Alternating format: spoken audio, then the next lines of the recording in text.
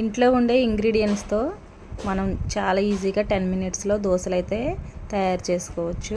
దోశలు వేయడానికి మినప్పిండి అయితే అవసరం లేదు. రాత్రి మిగిలిపోయిన అన్నంతో దోశలు అయితే వేసేద్దాము. ఎలా వేసానో ఏంటో ఈ వీడియోలో చూసేయండి. తినడానికి చాలా సాఫ్ట్గా డిఫరెంట్ టేస్ట్తో ఉంటాయి. ఒకసారి ట్రై చేయండి. ఇప్పుడు పిల్లలకి స్కూల్ స్టార్ట్ అయిపోయినాయి కదండి. అప్పటికప్పుడు మనం నైట్ పిండి నానబెట్టకపోయినా అప్పటికప్పుడు ఇలా చేసి పెట్టేయచ్చు. చాలా బాగుంటుంది. పిల్లలు కూడా చాలా ఇష్టంగా తింటారు. మనం ఈ దోశలు ఎలా చేస్తామో పిల్లలు కూడా కనిపెట్టలేరు, అంత బాగుంటాయి. మృదువుగా స్మూత్గా ఉంటాయి. పిల్లలకు కూడా బేగా అరుగుదల వస్తుంది. ఇప్పుడు ప్రాసెస్లోకి వెళ్ళిపోదాం రండి. అండి, నైట్ మిగిలిపోయిన అన్నాన్ని ఏం చేయాలనుకుంటున్నారా? ఒకసారి ఇలా ట్రై చేయండి. డిఫరెంట్గా ఉంటుంది. తర్వాత మిగిలిపోయిన రైస్ వేస్ట్ అవ్వదు. ముందుగా మిగిలిపోయిన అన్నాన్ని తీసుకుని మిక్సీ జార్లో వేసుకోండి. రైస్ వేసుకున్నాం కదండి. ఇప్పుడు ఇందులో ఒక కప్పు తెల్లనూక, ఉప్మా చేసుకుంటాం అది ఒక కప్పు వేసుకోండి. అలాగే ఒక కప్పు పెరుగు,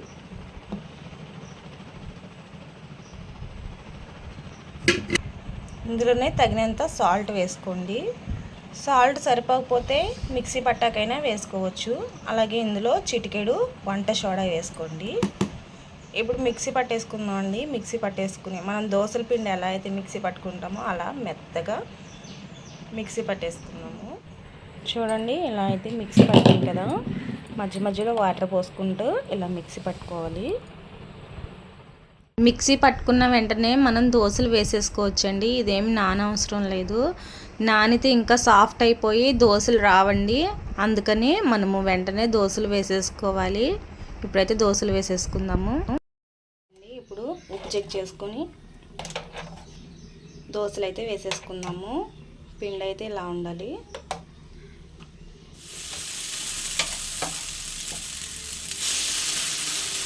ఇలా దోశ వేసుకుని ఈవెన్గా మందంగానే వేసుకోవాలండి. పల్చగా అయితే రావు ఈ దోశలు.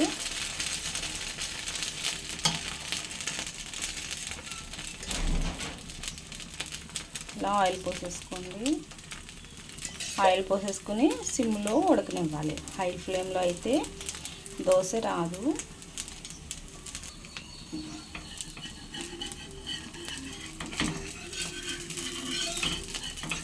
బాగా కాలిన తర్వాతే అట్టుని తిరిగేసుకోండి.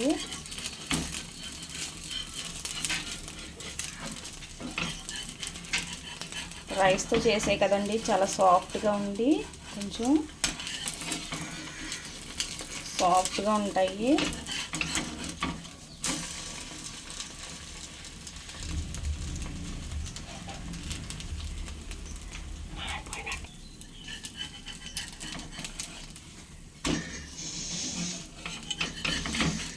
ఇలా రెండు వైపులా కాల్చుకుని పక్కకు తీసేసుకున్నాము. ఇలా అన్ని దోశలు వేసుకోవాలండి. వేసుకున్న తర్వాత మీకు చూపిస్తాను.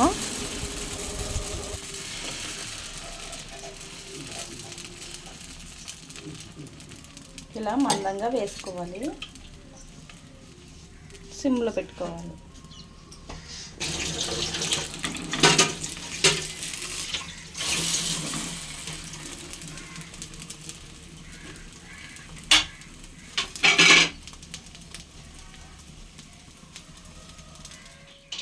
ఈ దోశలు రైస్తో చేసాం కదండి, చాలా సాఫ్ట్గా ఉన్నాయి. తిరగేయడానికి కూడా కొంచెం కష్టంగానే ఉంది. జాగ్రత్తగా చేసుకోండి. చాలా చాలా బాగుంటాయి. టేస్ట్ అయితే చట్నీ కూడా అవసరం లేదు. చాలా మృదువుగా ఉంటాయండి. క్రిస్పీగా అయితే ఉండవు, మృదువుగా ఉంటాయి.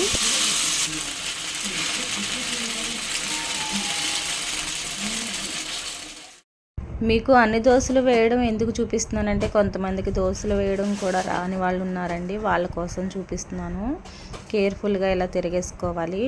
చాలా అంటే చాలా మృదువుగా ఉంటాయి కాబట్టి కేర్ఫుల్గా మనం దోశల్ని తిరిగేయాలి. ఎలా పడితే అలా తిరిగేసామనుకోండి ఇవి ముక్కల కింద ఇరిగిపోతాయి. అందుకని మీకు చూపిస్తున్నాను, చూడండి.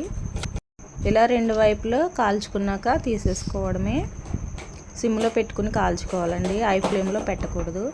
మనం మినపగుళ్ళతో చేసే దోశలు అయితే ఎలా వేసినా మనకి క్రిస్పీగా వస్తాయి. దోశలు ఎలా అయినా తీసేయవచ్చు, కానీ ఇది రైస్తో చేసే కాబట్టి కొంచెం కేర్ఫుల్గా చేయాలి.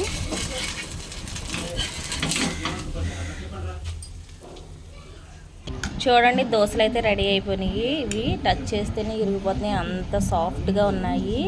చూసారు కదా, చాలా సాఫ్ట్గా ఉన్నాయి. ఇలా ట్రై చేయండి, చాలా బాగా వస్తాయి. అప్పటికప్పుడు చాలా సాఫ్ట్గా ఉంటాయండి. టేస్ట్ చూసేద్దాము. ఇలా చట్నీలో ముంచుకొని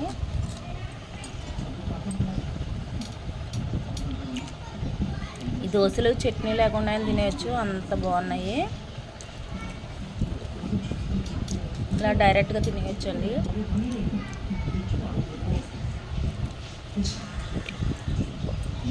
నోట్లో పెట్టడమే ఆలస్యం, చాలా సాఫ్ట్గా. చూసారు కదా, మీరు ట్రై చేయండి. మీకు ఎలా వచ్చిందో కామెంట్ చేయండి. వీడియో నచ్చితే లైక్ చేయండి, షేర్ చేయండి. మన ఛానల్ని సబ్స్క్రైబ్ చేసుకోండి, బెల్ ఐకాన్ని క్లిక్ చేయండి. Thank you.